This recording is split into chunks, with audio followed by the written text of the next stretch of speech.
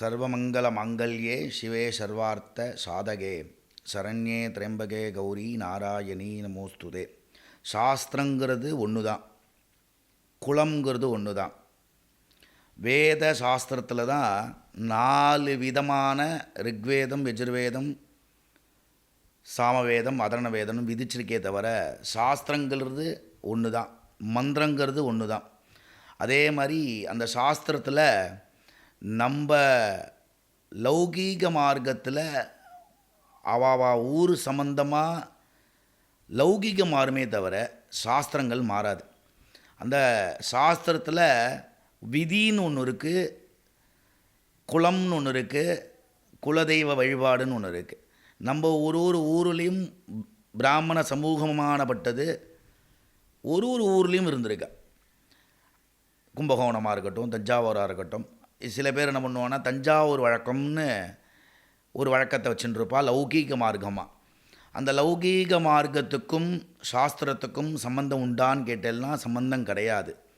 சாஸ்திரத்தில் விதி என்ன இருக்கோ அதை பயன்படுத்தணும். மந்திர ரூபமாக பண்ணக்கூடிய விஷயத்துக்கு உபநயனமாக இருக்கட்டும், ஒரு கணபதி ஹோமமாக இருக்கட்டும், ஒரு உத்வாகமாக இருக்கட்டும், ஒரு சீமந்தமாக இருக்கட்டும், ஒரு புண்ணியாகவாஜனமாக இருக்கட்டும், ஒரு கிரகப்பிரவேசமாக இருக்கட்டும், இதில் எப்படி சாஸ்திரம் விதிவிலக்கா மாறும்னு நிறைய பேர் சொல்லிகிட்டு இருக்கா அப்படின்னா, போதாயன சூத்திரம், ஆபஸ்தம்ப சூத்திரம், திராக்ஞான சூத்திரம், ரிக்வேதத்தில் இருக்கிற சூத்திரத்துக்கெல்லாம் ஒரு சம்பிரதாயம்னு ஒன்று இருக்குது. நம்ம கணானா அந்த்வா கணபதிம் அவாமஹே கவிம் கவீனாம் உபமஸ்திரவஸ்தவம் அப்படின்னு இந்த மந்திரமானப்பட்டது யஜுர்வேதத்தில் சொல்கிறது. ஆயுர்விஸ்வம் விஸ்வமாயுரசி, இது சாமவேதத்தில் ஆரம்பம். நோ ராசதாம் ராசதாம் நோ ராசதாம் தீர்க்கம், இது ரிக்வேதத்தில். ஒரு வேதத்துக்கும் எப்படி சாஸ்திரங்கள் கோர்வையாக சேர்றதோ, சாஸ்திரமானப்பட்டது வைதிக மார்க்கத்துக்கு மட்டும் மாறுமே தவிர ஒரு ஆத்துக்கும் சாஸ்திரம் மாறுமான்னா மாறாது. அந்த சாஸ்திரம் மாறக்கூடிய பட்சம் இந்த க்ஷண மாத்திரத்தில் மாறணும் அப்படின்னா நம்மளாக மாற்றிக்கிட்டு தான் உண்டு.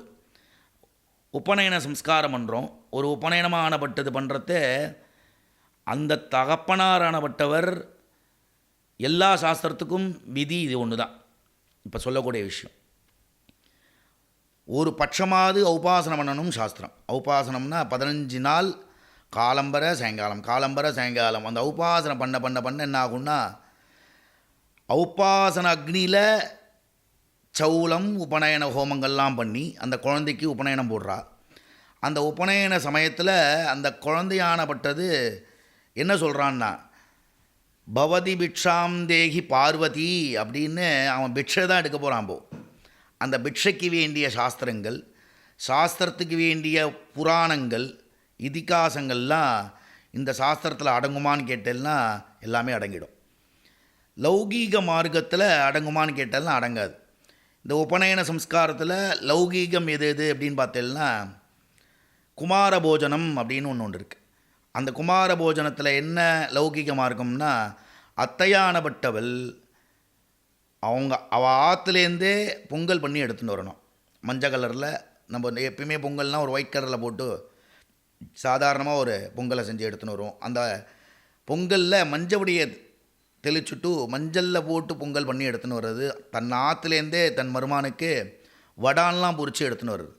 வடான்னா என்ன, கருவடான் அந்த மாதிரிலாம் இருக்கு இல்லையா, அந்த மாதிரி வடாங்கள்லாம் எடுத்துன்னு வர்றது. அதுக்கப்புறம் ஒரே ஒரு ஸ்வீட் எடுத்துன்னு, அதை தான் குமார போஜனத்துக்கு பரமாறணும்னு இருக்குது. இப்போ நீங்கள் சாஸ்திரத்தில் கொண்டு வந்துட்டேன் என்னென்னா, பிராமணா சாப்பிடணும்னு நாந்தியில் விதி இருக்குது. அந்த பிராமணா சாப்பிடணுன்னா நம்ம மடியாக மாமி வச்சு சமைக்கணும் அப்படின்னு ஒரு பந்ததி இருக்குது.